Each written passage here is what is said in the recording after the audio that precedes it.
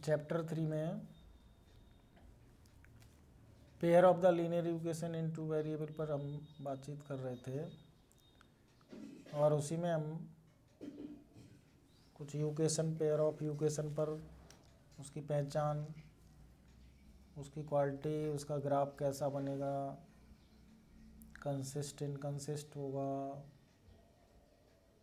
इस तरह की बात के बाद में 3.2 चल रहा था। उस 3.2 एक्सरसाइज में क्वेश्चन 5 तक हो गया था और उसके बाद अगले लेक्चर में अब एक्सरसाइज 3.2 में क्वेश्चन 6 करा रहा हूँ मैं।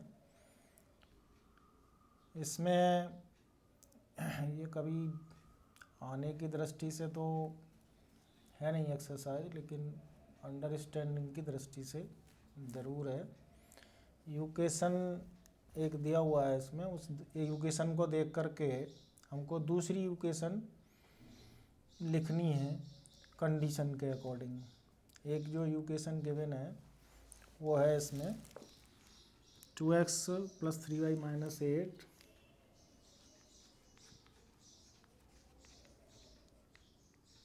= 0। इस इक्वेशन को देख करके हमको और अब दूसरी इक्वेशन बनानी है जिसमें पहली कंडीशन है इंटरसेक्टिंग लाइन।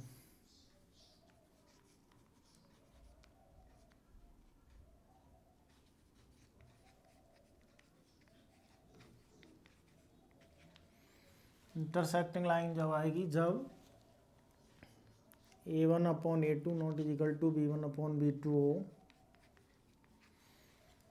यहाँ पे हम देख रहे हैं कि a1/a2 जो हम तय करेंगे उसमें जो इक्वेशन है वो हमारी इस प्रकार की होगी कि जिसमें ये कोफिशिएंट x के और y के कोफिशिएंट एक दूसरे के इक्वल ना हो। तो इस इक्वेशन को हम कोई भी ले सकते हैं, इनफाइनाइट इक्वेशन बन सकती हैं इसकी। हम ले रहे हैं 5x + 2y - 9 = 0।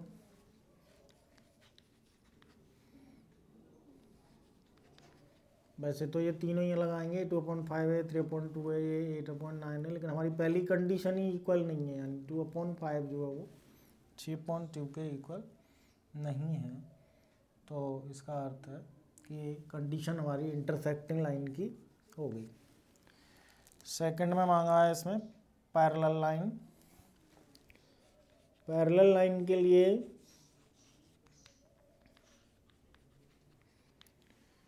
ये जो कंडीशन है वो पहला दूसरा बराबर हो जाए, तीसरा बराबर ना हो। तो हम क्या करेंगे, किसी एक डिजिट का पहले 2 नंबर में गुणा कर देंगे, चाहे 2 का कर दें चाहे 3 का कर दें। तो मान लीजिए हमने 3 का मल्टीप्लाई इसमें कर दिया तो 3 2 हो गया 6x 9y, और ये बाद वाला कुछ भी हो जाए। यहाँ 3 का मल्टीप्लाई की कोई ज़रूरत नहीं है क्योंकि पैरेलल लाइन में बाद वाले की स्थिति ये नहीं है कि वो क्या हो, लेकिन पहले जो x और y के जो कोफिशिएंट हैं उनके जो रेशियो हैं वो एक दूसरे के इक्वल हो, तीसरा अनइक्वल हो।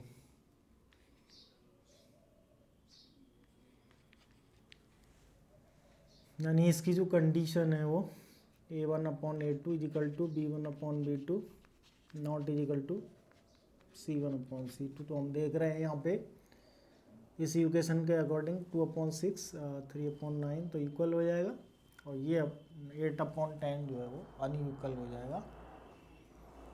इसी के थर्ड कंडीशन में हम जाएं तो कोइंसिडेंट लाइन।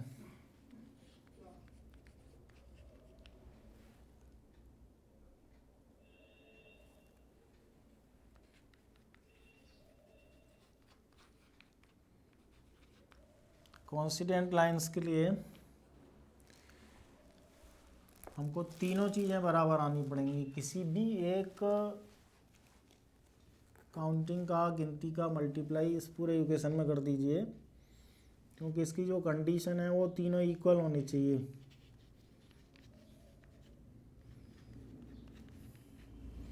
तीनों इक्वल के लिए आप 2 का मल्टीप्लाई कर दीजिए ऊपर वाले इसमें, तो ये हो जाएगा 4x 6y और 16। कंप्लीट 2 का मल्टीप्लाई हमने यहाँ कर दिया है। ये हमारे ऊपर है कि हम कहीं भी 2 का 3 का 4 का जैसे भी समझे कर सकते हैं। ऐसी अदर इक्वेशन भी बन जाएंगी, कोई यही नहीं है कि ये इसमें डेफिनेट है। केवल यहाँ ये अंडरस्टैंडिंग है कि हमने जो उधर से इधर पढ़ा था, क्या हम दूसरी इक्वेशन भी इसमें बना सकते हैं इसके लिए। तो ये हमारी जानकारी के लिए क्वेश्चन है। और अगला क्वेश्चन महत्वपूर्ण, और इस चैप्टर में यदि ग्राफ कंडीशन से हम काम करते हैं तो उस दृष्टि से ये और ज़्यादा इसकी वैल्यू बढ़ जाती है। तो क्वेश्चन है कि हमको ग्राफ ड्रॉ करना है।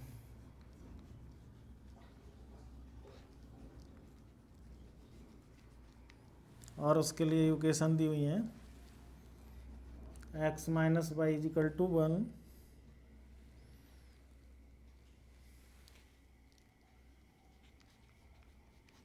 x minus y plus 1 is equal to 0। दूसरा इक्वेशन दिया है 3x plus 2y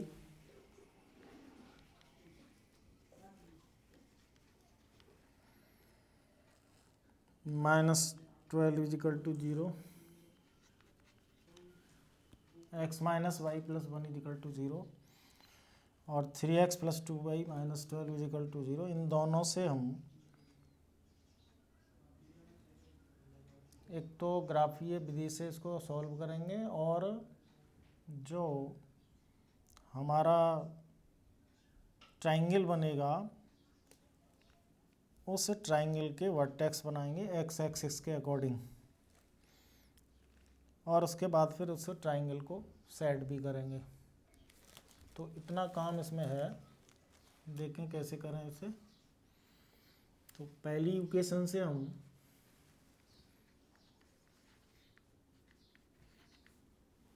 by equation first x की वैल्यू y के टर्म में, तो y और 1 दोनों राइट पे चले जाएंगे। इन्हीं से हमें वैल्यू मिल जाएंगी 3 इसलिए ताकि मिस्टेक पकड़ में आ जाए। तो हम यहाँ पे y इजिकल टू 0 लेंगे तो ये -1 आएगा, y इजिकल टू 2 लेते हैं तो 1 आएगा, y इजिकल टू 3 ले लेते हैं तो ये 2 आ जाएगा। दोबारा रख के हम देख सकते हैं इसमें कि ये सेटिस्फाइड कर रहा है कि नहीं। y इजिकल टू 0 रखिए, -1 प्लस 1 0, 1 और 2 1 -2 1 और 1 2, स्ट्राइक ठीक है। 2 और -3 2 और 1 3। ऐसे ही इसमें करेंगे 2y को लेफ्ट में करते हुए,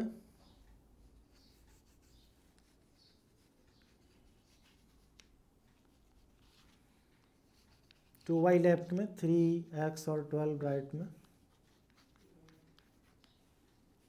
y की वैल्यू निकालने के लिए ये अपॉन में आ जाएगा, क्योंकि पहला काम हुआ प्लस को माइनस को प्लस और मल्टीपल को डिवाइड। यहाँ भी हम वैल्यू निकालेंगे, 3 ही निकालें। हमने x की वैल्यू 0 मान ली। ये जो है x की वैल्यू y के टर्म में, ये है y की वैल्यू x के टर्म में। ये स्वतंत्रता है कि हम x की वैल्यू y के टर्म में भी ले सकते हैं और y की वैल्यू x के टर्म में भी ले सकते हैं। तो ये यहाँ 0 हो जाएगा तो 2 छिक्के 12, y की वैल्यू 6 आ गई। और x की वैल्यू अगली -2 ले रहा हूँ मैं, क्योंकि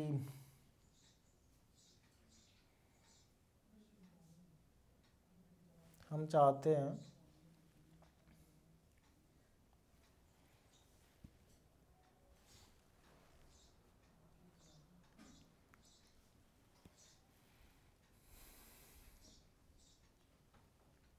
कि ये वैल्यू बड़ी ना हो पावे, तो -2 से 3 दूनी 6। यहाँ आप देखिए x बराबर -2 से,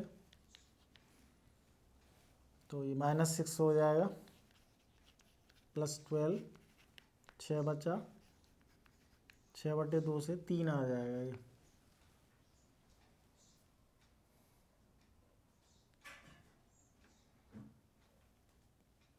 और अगली वैल्यू और ले लीजिए इसमें,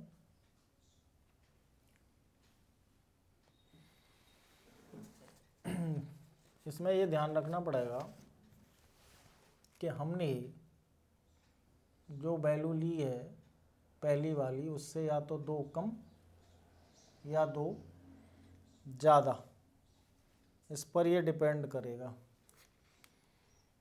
या तो 2 कम होनी चाहिए या 2 ज़्यादा होनी चाहिए। इसमें ध्यान देंगे ये x - y + 1 और 3x + 2y - 12,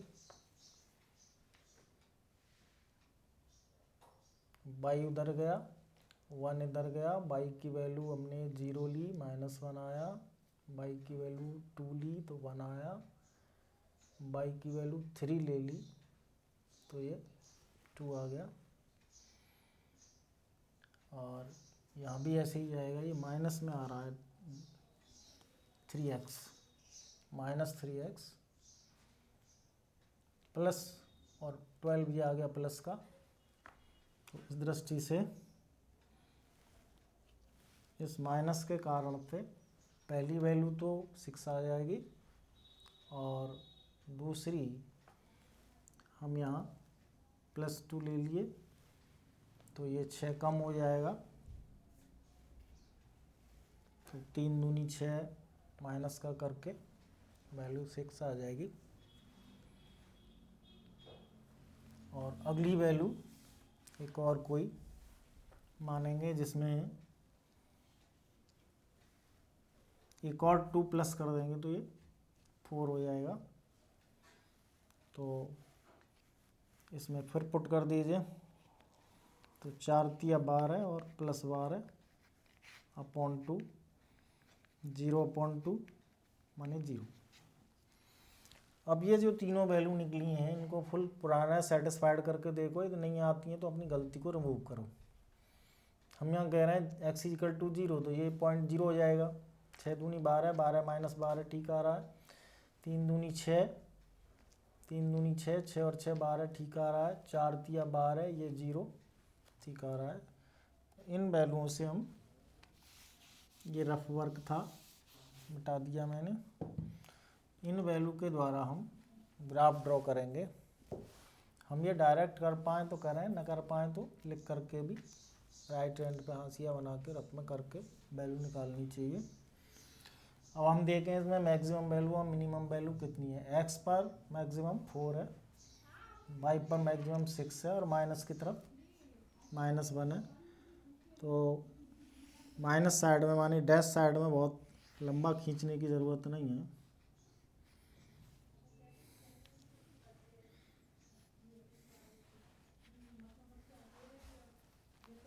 स्केल तय करें। स्केल 1 यूनिट बराबर 1 सेंटीमीटर ही ठीक रहेगा, क्योंकि ज़्यादा बड़ी बड़ी संख्याएं नहीं हैं। छोटी संख्याओं पर उतने से ही काम चल जाता है।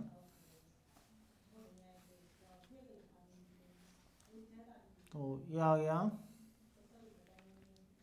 1 2 3 4 5 6, इससे ज़्यादा की ज़रूरत नहीं। x डैश बाई डैश 1 2 3 4 5 6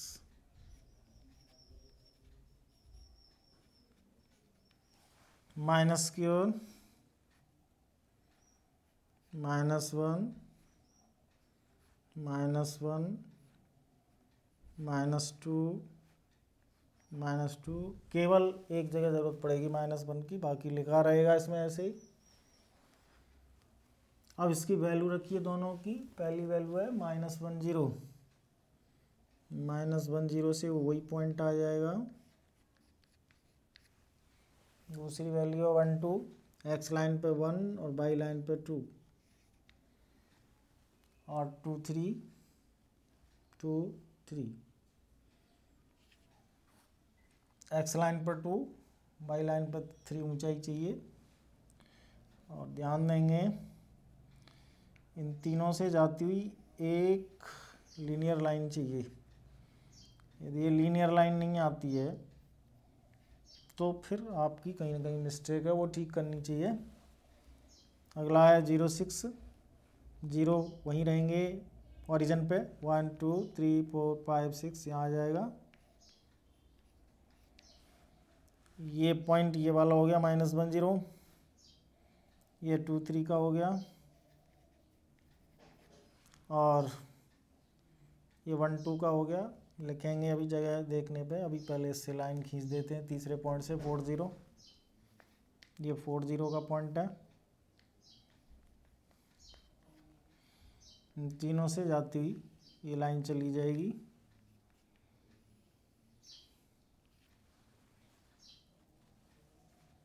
तो ये भी स्ट्रेट जानी चाहिए, दोनों लाइन स्ट्रेट आनी चाहिए। स्ट्रेट नहीं आती है तो इसका मतलब हम मिस्टेक कर रहे हैं, वो मिस्टेक ठीक करनी चाहिए। अदरवाइज 2 से ही बन जाता है। हम 3 इसलिए ले रहे हैं कि मिस्टेक पकड़ में आ जाए। अब क्या देख रहे हैं हम कि हमारा जो आंसर है इससे वो क्रॉस पॉइंट x = 2 y = 3 आ गया। वैसे भी हम देखें तो यहाँ 2 3 आ रहा है, यहाँ भी 2 3 आ रहा है, वही 2 3 हमारा उत्तर होगा। लेकिन इसमें कुछ और भी पूछा है। इसमें कहा है कि ये 3 x इसको कवर करते हुए, एक्स किसको कवर करते हुए जो ट्राइंगल बन रहा है उस ट्राइंगल के कोऑर्डिनेट चाहिए। यदि इस पॉइंट को ए माने, इसको बी माने, इसको सी माने, तो तीनों पॉइंट इसी पर लाई कर रहे हैं। यदि ना भी लाई करें तो अपनी तरफ से हमें निकालना चाहिए। तो हम यहाँ पता कर रहे हैं कि एक का जो कोऑर्डिनेट है वो 2 3 है, बी का जो कोऑर्डिनेट है वो -1 0 है और सी का जो कोऑर्डिनेट है वो 4 0 है। ये चांस की बात है कि अपने आप ही इस पॉइंट पे ये इसमें भी आ रहा है। ये अदर भी हो सकते हैं। मान लीजिए ये पहले से कहीं पॉइंट आ जाए तो ये पॉइंट बाद में आ रहा है तो हमें उसके कोऑर्डिनेट लिखने चाहिए। ये तो आएगा इंटरसेक्ट पॉइंट पे। ये भी मान लीजिए कहीं इधर पॉइंट फंसता है, हम कोई और वैल्यू माने हुए होते हैं उसमें, तो बाद में जहाँ भी ये एक्स लाइन को काट रहा, यदि हम ऐसा मानें कि ये बाई एक्सिस से बने हुए ट्राइंगल के वर्टेक्स लाइए तो एक ये हो जाएगा ABC, ये हो जाएगा 0 6 बी वाला, ये हो जाएगा 0 -1। लेकिन इसमें कहा गया है एक्स को कवर करता हुआ, बाई एक्सिस को कवर करता हुआ ये ट्राइंगल और एक्स को कवर करता हुआ ये ट्राइंगल। फिर उसमें सैड भी मांगा है तो हम इसको सैड भी कर देते हैं। सैड करते हैं पेंसिल से, उसको डार्क कर देना। तो ऐसा हमने हल्का हल्का डार्क कर दिया और ऐसा डार्क कर दिया कि जो चीज़ें लिखी हुई हैं वो भी चमकती रहें। इसमें पूछा नहीं है, वैसे इसका एरिया भी पूछ लिया जाता है कई बार। तो बाय द वे यदि एरिया पूछा जाए तो एरिया होता है 1/2 बेस इंटू हाइट। तो बेस निकलेगा इसका यहाँ से लेके यहाँ तक, यहाँ से आगे आए 1 2 3 4 5, ये काउंटिंग का ये तरीका है, जहाँ ये काट रहा है वहाँ से लेकर के और एंड तक कितने पॉइंट है। ऐसा नहीं कि ये 4 है तो 4 ले लेंगे, नहीं, 4 ये है, एक पीछे है तो 5 हो गया। ऊंचाई, हाइट, ये चाहिए, ये बाई एक्सिस पर जो हाइट पकड़ रहा है वो तो 3 पकड़ रहा है, तो 3 इसको सॉल्व करेंगे तो 5 दिया 15/2 7.5 स्क्वायर यूनिट आ जाएगा। ये 7.5 स्क्वायर यूनिट। ये तब करेंगे जब एरिया पूछा जाए। तो ग्राफ के लिए इतना ही अभी तक आता रहा है कि 2 इक्वेशन दी जाती हैं, उस 2 इक्वेशन में ये पूछा जाता है कि इसका ग्राफ बनाओ, इंटरसेक्ट पॉइंट का आंसर दो, यदि ट्राइंगल बनवाया है तो उसके वर्टेक्स बताओ, और इस ट्राइंगल का एरिया, चाहे इसका पूछा जाए चाहे बाई एक्सिस वाले कनेक्टेड ट्राइंगल का एरिया पूछा जाए, वो ये एरिया निकालने के लिए यदि इसका निकालें हम तो ये भी 1 2 3 4 5 और हाइट ये भी उतना ही आएगा। तो 5 × 2 इसका एरिया कुछ कम आएगा, इसका एरिया कुछ ज़्यादा आएगा। तो इतना ग्राफ में पूछा जाता है। एक बार ऐसा भी हुआ है कि 3 लाइन दे दी गई तो कोई दिक्कत नहीं है, जैसे 2 खींचे वैसे ही एक और टेबल बना के उसके भी कर दीजिए वर्टेक्स, उन तीनों से बनने वाले ट्राइंगल का वर्टेक्स भी पूछ लिया जाता है और एरिया भी पूछ लिया जाता है। तो हम वर्टेक्स निकालने के लिए जैसे कोऑर्डिनेट को लगाना जानते हैं वैसे उल्टा भी जानते हैं कि किस प्रकार से पॉइंट पता करें। तो और उसी हिसाब से हम बेस हाइट निकाल सकते हैं। तो ग्राफ में इतना ही आता है, एक ग्राफ ज़रूर आता है, इसलिए इसको सीखना ज़रूरी है। और ये इतने के बाद ये ग्राफी मेथड की एक्सरसाइज पूरी हो जाती है। अगली एक्सरसाइज में अलग मेथड है, उस मेथड का नाम सब्स्टिट्यूशन मेथड है। तो कोई कठिन भी नहीं है, कुछ काम तो हम पहले से सीखे हुए हैं इसमें।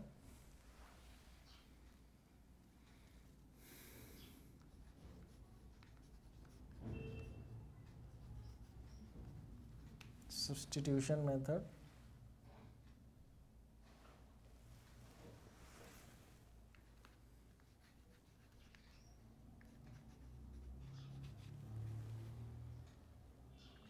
इसमें हम मैक्सिमम वर्क किए हुए हैं, थोड़ा बहुत अंतर आएगा उसको भी सीख लेंगे। देखिए एक्सरसाइज 3.3 के माध्यम से क्वेश्चन 1 में पहले क्वेश्चन का सेकंड पार्ट बता रहा हूँ मैं। इसमें s - t = 3 पहला इक्वेशन है, s/3 और t/2 = 6, ये दूसरा इक्वेशन है।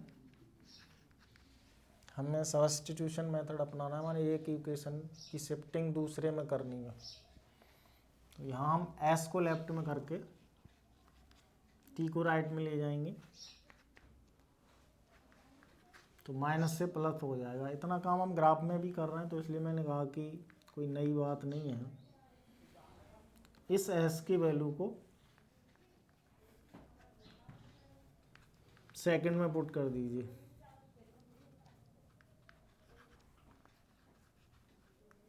जो हमने इससे लिए फर्स्ट इक्वेशन से लिए s की वैल्यू t के टर्म में, तो s जहाँ लिख रहा होगा वहाँ t+3 रख देंगे और बाई फ्रैक्शन इसको सॉल्व करते हुए वैल्यू निकाल देंगे। 3 दूनी 6, यह सच नकल हो जाएगा तो उसे डिवाइड कर दीजिए। 3t और 1t मिलके 4t, ये 6 का यहाँ मल्टीपल हो जाएगा, 3 ट्रांसफ़र हो जाएगा इधर को, और ट्रांसफ़र करने के बाद इसकी वैल्यू निकाल देंगे जो भी आएगी।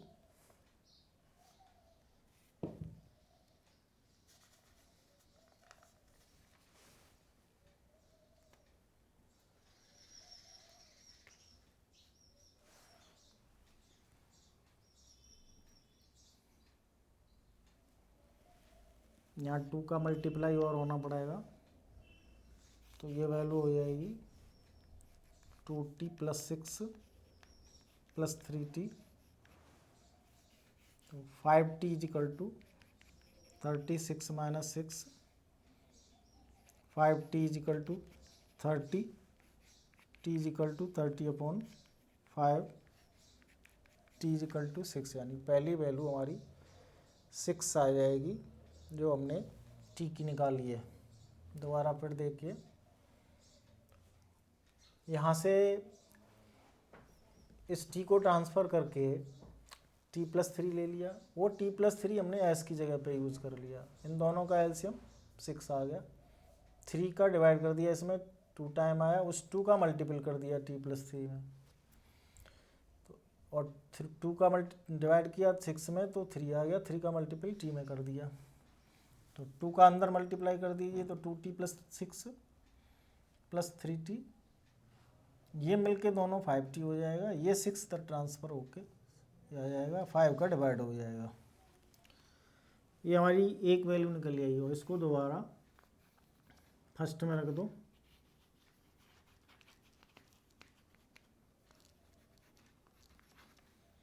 तो फर्स्ट में रखने पर t की वैल्यू 6, ये 3 उधर जाके जुड़ जाएगा, ये 6 उधर पॉजिटिव चला जाएगा, तो s की वैल्यू 9 आ जाएगी, यहाँ से ये 6 आ जाएगी, तो आंसर जो है वो s = 9 और t = 6। अभी ये सही आया है गलत, तो इसको दोबारा रीचेक करके देख लेना चाहिए। s 9, ये 6 घटा के 3 ठीक आ रहा, s 9 3 का डिवाइड करिए, 3 × 9 3, 6 2 × 6, 3 और 3 6, तो ये गलती भी पकड़ में वहीं से आ जाती है, गलती कहीं हो गई होगी तो हम उसको ठीक कर सकते हैं। आज के लिए इतना ही, शेष अगले लेक्चर में बताया जाएगा।